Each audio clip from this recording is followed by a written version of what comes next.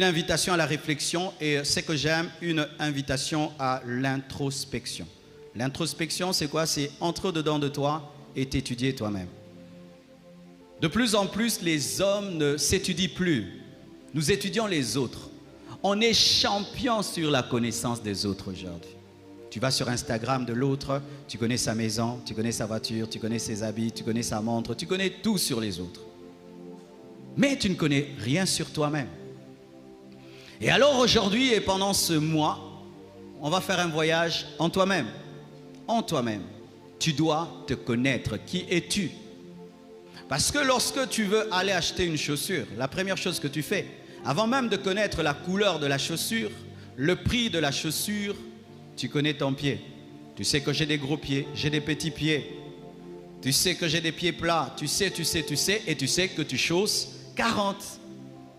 Un homme qui ne connaît pas son pied, même s'il va dans une boutique, il aura des problèmes. S'il tombe sur un escroc, il peut te vendre même une chaussure qui ne va pas t'aller. Et donc tu chausses 40, tu te retrouves avec un 42, et puis là, ça te fait un bateau. Ou, on appelle ça papa m'a donné. Qui a déjà porté ça? Moi j'en portais souvent et je mettais beaucoup de chaussettes. Mais dans le mariage, chaussettes passent. Et d'autres, tu chausses du 40, tu te retrouves avec du 38. Tu as mal aux pieds, tes pieds gonflent et tu abîmes la chaussure et se déchire. Est-ce que tu te connais? Célibataire, tu veux le mariage. Qui veut se marier? Qui es-tu? Même dans le mariage, est-ce que tu te connais? Vous savez qu'il y a des mariés qui sont mariés, il ne se connaît pas lui-même. Il ne sait pas qui il est. La connaissance de toi fera de toi un bon marié, célibataire, et va arranger ton mariage. C'est pourquoi aujourd'hui, je vais approfondir cela. L'introspection. Nous connaissons beaucoup sur les autres, mais peu sur nous-mêmes. Nous connaissons les qualités des autres, les défauts des autres, mais pas nos qualités, nos défauts. Nous voyons souvent hors de nous, mais rarement en nous. Pourquoi? Parce que nos yeux regardent vers l'extérieur. Je vous vois bien, mais mes chaussures, je ne les vois pas. Je ne les vois pas. Pendant que je suis concentré sur vous, je ne vois pas mes chaussures. Même pas ma chemise, je ne la vois pas. Ainsi, parce que nos yeux physiques sont tournés vers l'extérieur, nos yeux spirituels aussi sont tournés vers l'extérieur, alors que ce n'est pas ça. Car si tes yeux physiques peuvent être tournés vers l'extérieur, tes yeux spirituels peuvent être tournés vers l'extérieur et l'intérieur. Tu dois te connaître toi-même en employant tes yeux spirituels. Tu es très fort pour les visions. Dieu m'a dit ça, Dieu m'a dit ça. Mais toi-même, est-ce que tu te vois? Tu es fort pour discerner les esprits. C'est un sorcier, c'est ceci. Mais est-ce que tu te discernes toi-même? Nos regards spirituels sont tellement en dehors de nous que nous ne nous connaissons pas. Et comme tu ne te connais pas, comment tu vas faire une alliance?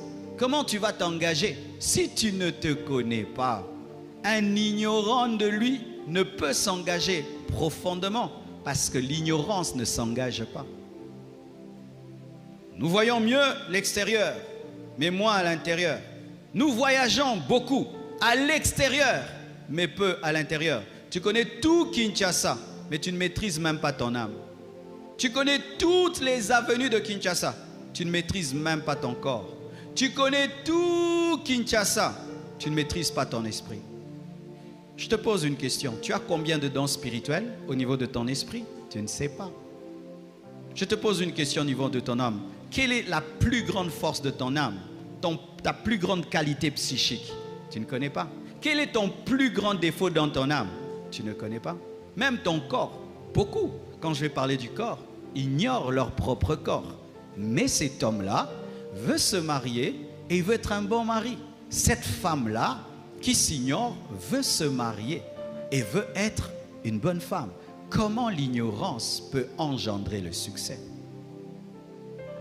Frères et sœurs, sachez ceci, que ce qui a comme résultat l'ignorance de soi,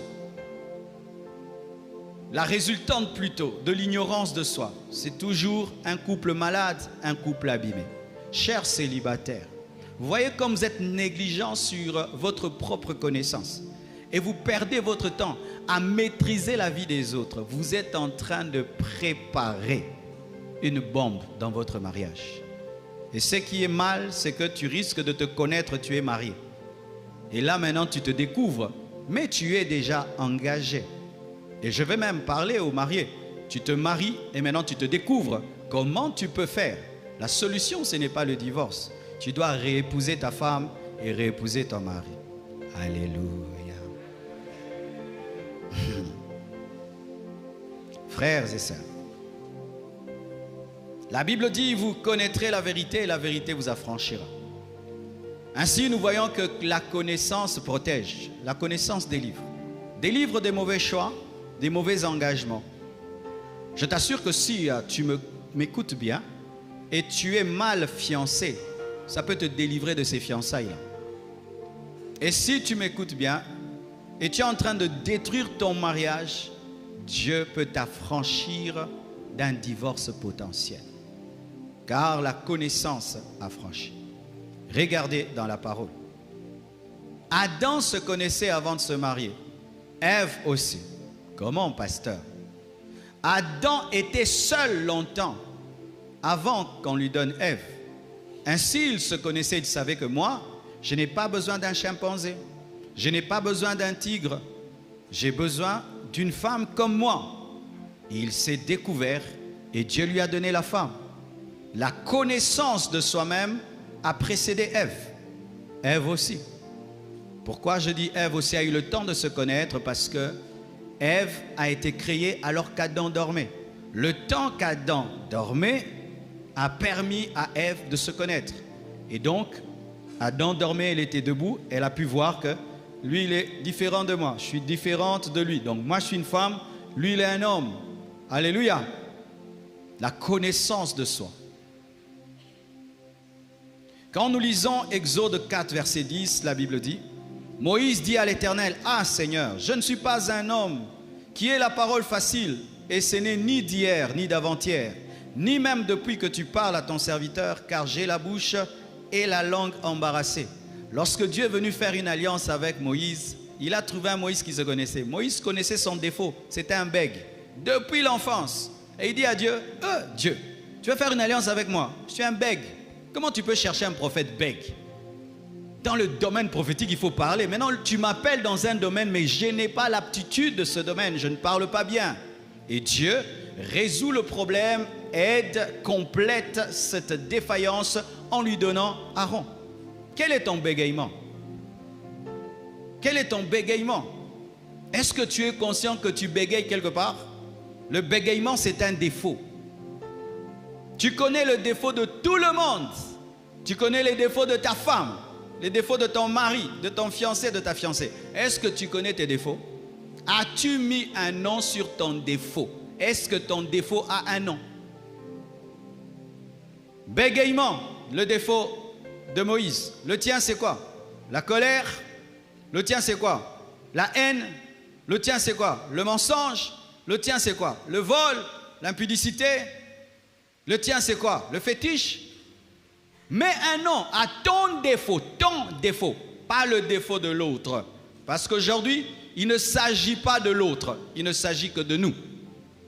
Je suis un bègue. Et tu vois, lorsqu'il reconnaît sa limitation, Dieu lui donne Aaron. Et lorsque tu reconnais ton défaut, le Seigneur t'aide. Car, frère, on n'aide qu'un malade qui reconnaît qu'il est malade. Un malade qui joue, je suis en bonne santé, je suis en bonne santé, je suis en bonne santé. Au coup, boum, bonbonne est en retard. Mais quelqu'un qui est malade, il va à l'hôpital. Qu'est-ce que j'ai une fièvre 40, ça fait combien de temps? Une semaine, je respire plus bien. Allez, on commence et tu es sauvé. Mais si tu joues au fort, c'est comme ça que plusieurs personnes sont mortes dans leur maison, disant, j'ai pas le corona. Mais tu as tous les symptômes, j'ai pas. Ce n'est qu'une petite fièvre, et ils sont morts. La connaissance de son défaut nous permet d'aller vers Dieu pour qu'il nous aide.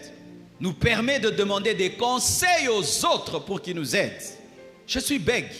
Alors prends Aaron. Lui va parler pour toi. Tu seras la voix et lui, il va interpréter.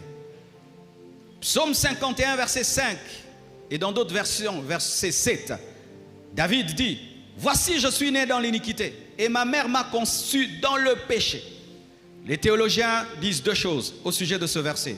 Ils disent, soit c'est David qui reconnaît seulement qu'il est pécheur, comme tout homme.